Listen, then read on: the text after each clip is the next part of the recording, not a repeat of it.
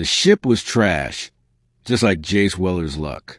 He stood in the backlit of Stargem salvage, staring at the scorched, crooked hull of the vessel the Galactic Prince himself had sold him for half price. Not even worth that, the grizzled seller muttered under his breath. But Jace wasn't picky. A broke mechanic scraping credits together from scrap repairs and orbital shuttle jobs. Jace didn't have the luxury of choosing pristine ships.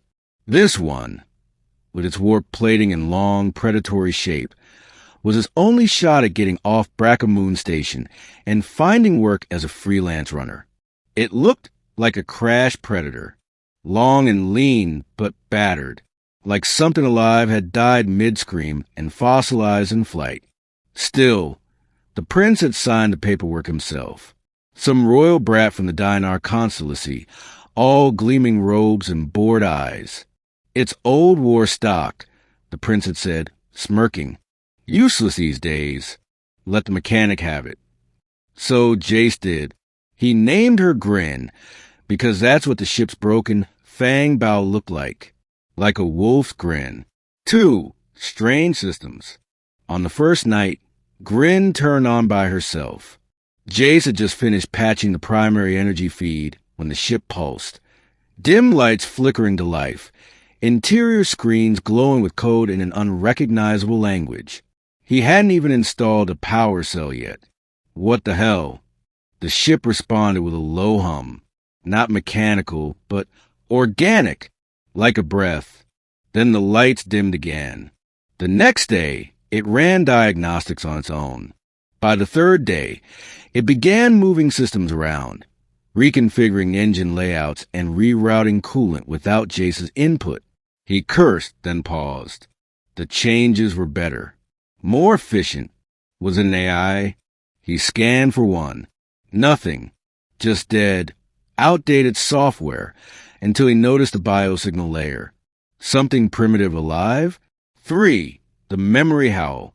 One night, while Jace was asleep in the pilot's chair, the ship howled. Not an alarm. Not feedback. A howl. Low, mournful, and rising through the calm system, like it was coming from the ship's bones. It jolted Jace awake, heart pounding. Then the dream started. Jace stood under 2 suns on a wild alien world. A pack of sleek, armored wolves stood in formation, therefore shimmering with circuitry. One turned, its eyes glowing, its thoughts brushing against his. We're the Veyari, starborn wolves, war-forged, and then the battle. Flashes of skyfire, roaring explosions. The pack shattered. One wolf ship was wounded, spiraling, crashing into cold metal. Then silence. Jace woke up sweating. Grin was humming, and her engines purred like a sleeping beast. 4. Hidden identity. He started digging. Old war archives. Forbidden tech logs. And then he found it. Project Wolfship. The Veyari were not ships. Not exactly.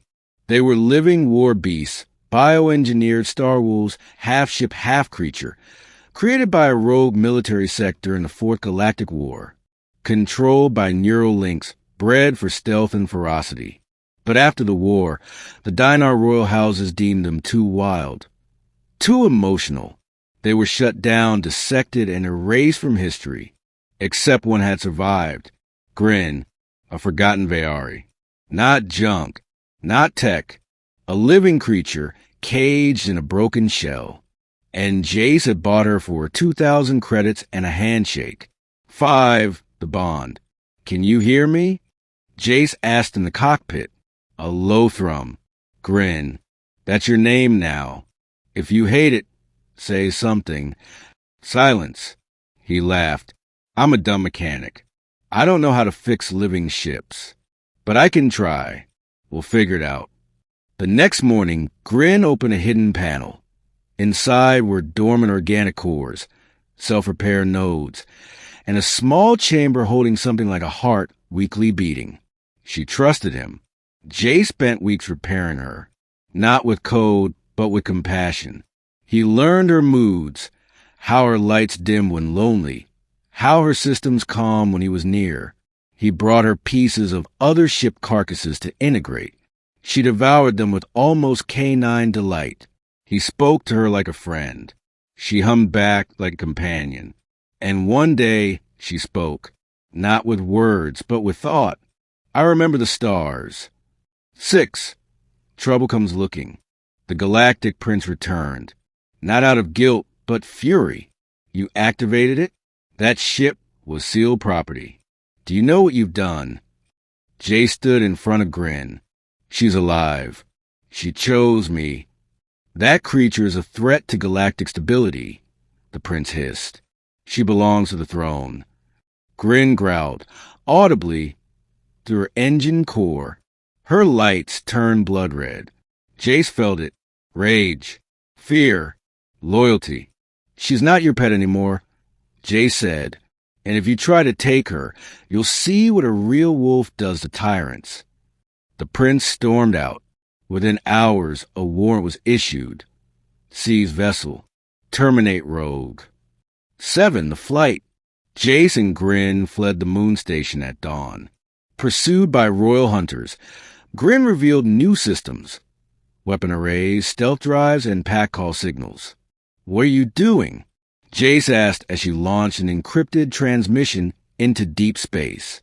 Calling home, she answered. And across the galaxy, other wolves stirred. Forgotten Veyari buried in scrapyards, hidden in ice fields, sleeping in broken hangars. All heard the call. They woke, and they came. 8. The sky pack rises. Above the planet Scora Prime. The trap was sprung. Royal ships surrounded Jace and Grin. Lights flashed. Weapons locked. You will surrender the bioship. Came the command. Grin's hull flexed. Her growl became a snarl. Jace tightened his grip. Not today. And then howls. Dozens of them, falling from orbit, glowing with power, wolves of light and metal bursts from hyperspace. The pack had arrived. They didn't just attack. They moved like a single organism. Fast, furious, free. The royal fleet scattered. And at the center flew Grin, with Jace in her heart. The last of the first Veyari, reborn. 9. Aftermath. The royal families tried to spin the loss. Called it a glitch, a rebellion of feral tech. But the truth spread faster. The Veyari had returned. And one human, just a poor mechanic from a scrapyard moon, had reminded them who they were. Jace became a legend, not a warlord, not a king, just her packmate. He and Grin flew together across the stars, offering help to lost ships, defending those without power, and awakening the few remaining Veyari still in slumber. They were alpha in heart, not pilot and ship, but family,